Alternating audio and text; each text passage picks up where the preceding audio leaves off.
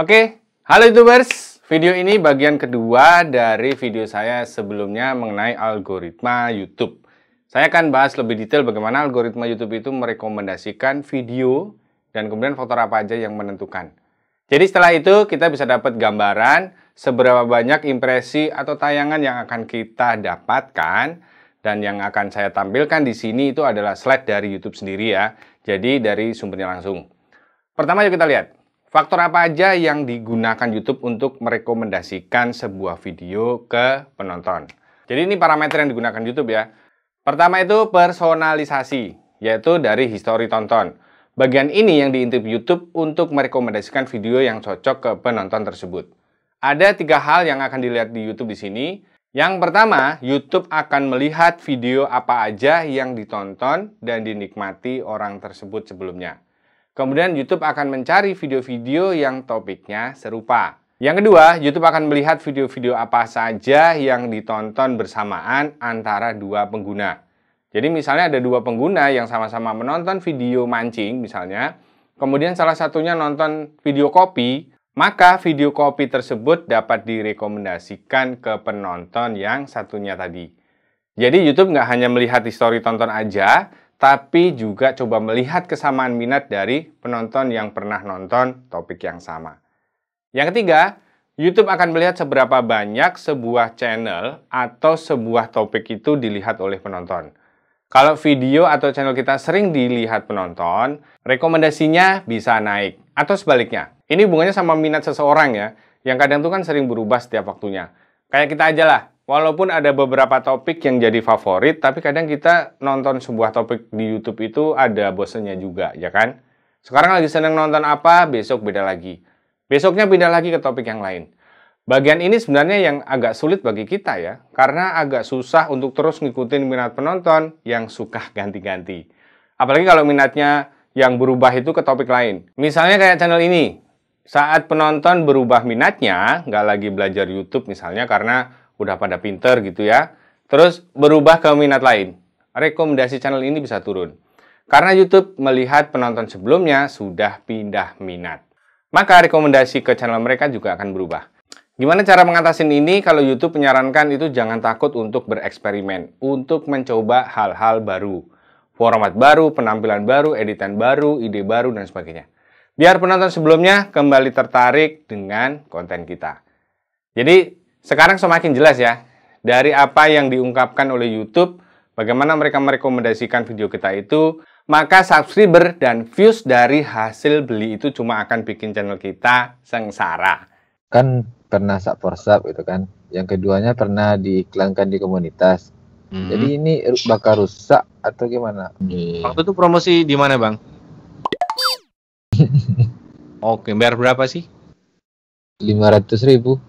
500.000. Jadi CTR-nya rendah banget karena itu. YouTube masih ngelempar rekomendasinya ke sana. Bisa dibayangin ya, apa yang akan terjadi dengan video kita saat penonton dan juga subscriber yang kita dapat itu sebenarnya tidak berminat dengan channel kita. Kalau ada yang bilang itu untuk mancing dulu gitu ya, yang penting dimonet dulu, baru nanti fokus. Ya sudah terlambat, karena YouTube sudah terlanjur mencatat siapa penonton video kita yang sebenarnya nggak cocok. Oke, jangan pernah mau dikibulin sama tukang jual subscriber dan viewers. Apalagi bilangnya jual watch time, itu ngapusi. Channelmu nanti yang akan rusak. Sama juga dengan promosi channel, mesti hati-hati. Cek di sini videonya. Kalau ada video yang rame, padahal sebelumnya beli subscriber atau views, itu bukan karena beli. Karena videomu sebenarnya memang banyak yang suka dan dapat rekomendasi dari YouTube. Ya kan? Harusnya itu malah bisa lebih rame kalau nggak dirusak sama beli-beli tadi. Nah, buat yang sudah terlanjur, hentikan dari sekarang, fokus di konten yang bisa memuaskan penontonmu. Oke? Sekarang nomor 2, dari performa dan interaksi penonton. Ini dibagi jadi beberapa hal. Yang pertama, saat thumbnail kita dithumbnailkan, penonton pada ngeklik atau enggak. Ini bisa dilihat dari nilai CTR-nya ya. Dan juga feedback tidak tertarik. Kalau thumbnail kita banyak ngeklik, ini sinyal yang bagus untuk rekomendasi selanjutnya. Setelah diklik, YouTube akan melihat berapa lama orang nonton dari rata-rata durasi tonton, dan presentasi durasinya. Berapa menit dan berapa persen? Untuk video dengan durasi 10 menit, usahakan 50% aja orang udah nyimak itu rekomendasinya biasanya sudah bagus. Selanjutnya adalah faktor kepuasannya. Ini dari berapa like, dislike, dan survei kepuasan yang diisi oleh penonton. Nah, dari hal ini saya ulangi lagi ya, kalau views kita beli tidak akan bisa memenuhi hal-hal tadi. Untuk nilai CTR aja sudah tidak bisa terpenuhi karena yang penjual lakukan itu adalah membuka link. Sedangkan nilai rasio klik tayang itu adalah nilai thumbnail yang muncul di aplikasi YouTube. Seperti di penelusuran, rekomendasi, dan fitur jelajah. Jadi boro-boro faktor kedua dan ketiga ya, interaksi dan kepuasan, pasti juga nggak akan dapat. Algoritma saat ini tuh dirancang untuk mengatasi views akal-akalan macam itu. Bahkan akibat lain dari views dari beli akan berakibat buruk seperti yang saya jelaskan tadi. Oke? Nomor 3, dari faktor luar atau eksternal. Ini ada 3 hal untuk faktor ini. Yang pertama adalah peminat topik. Ini hubungannya dengan luas atau sempitnya market atau pasar dari topik channel kita. Ada channel-channel yang penontonnya lebih luas daripada jenis channel lain. Ini mau diingat ya, yang dimaksud di sini adalah luas atau sempitnya dari sisi penontonnya, bukan dari luas atau sempitnya topik channel kita. Banyak yang masih belum paham antara topik sempit dan penonton yang sempit. Ya kan? Yang ideal itu ya kalau channel kita itu topiknya sempit tapi peminatnya luas. Kalau channel kita sejenis itu, berarti rekomendasinya juga bisa lebih luas. Channel DNJC, topiknya sempit, pasar penontonnya termasuk sempit juga. Hanya untuk orang-orang yang mau belajar YouTube. Nah, jenis channel sempit yang penontonnya luas, nanti akan saya bahas terpisah. Silahkan subscribe buat yang belum, kalau enggak nanti ya ketinggalan. Loncengnya juga ya, dibunyiin, teng-teng, biar bisa langsung dapat notifnya. Yang kedua dari kompetisi, itu YouTube membandingkan performa video kita dengan video sejenis dari channel lain. Nilai kompetisi ini juga dijadikan faktor yang mempengaruhi rekomendasi kalau video kita performanya lebih baik dari channel lain. Dari nilai CTR, durasi tonton, interaksi, dan seterusnya. Kalau nilainya bagus, ya rekomendasinya bagus. Sebaliknya kalau kurang bagus, ya video lain yang akan lebih banyak dipilih YouTube untuk direkomendasikan. Pernah terjadi ya, kita bikin video, kemudian idenya diambil oleh orang lain dan mereka lebih ramai. Penyebabnya karena hal-hal tadi. Performa mereka mungkin lebih baik, jadi rekomendasinya lebih banyak, dan juga thumbnailnya lebih menarik. Nah, mengapa YouTube pakai acara banding-bandingin segala gitu ya dengan kompetitor? Ya karena ada miliaran video yang harus dipilih oleh YouTube dan ditawarkan ke penonton. Untuk itu, coba amati video kompetitor yang lebih rame. Ada apa gerangan di situ? Dari thumbnailnya, judulnya, SEO-nya, dan terutama videonya.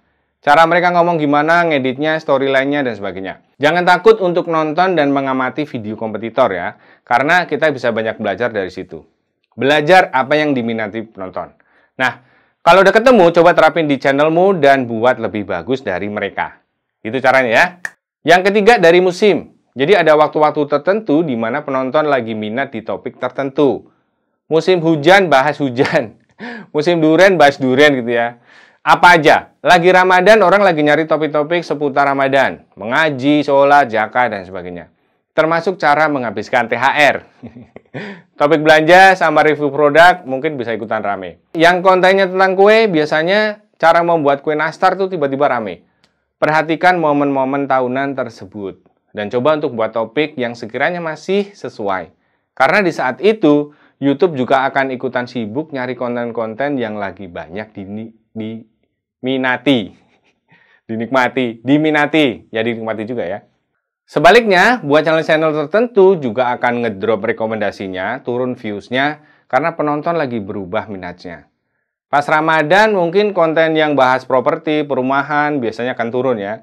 Orang lagi nggak tertarik sama beli rumah, beli properti, dan sebagainya. Karena lagi fokus di masalah religius. Jadi jangan kaget, momen-momen tertentu bisa bikin sebuah channel naik atau turun. Bisa dipahamin ya?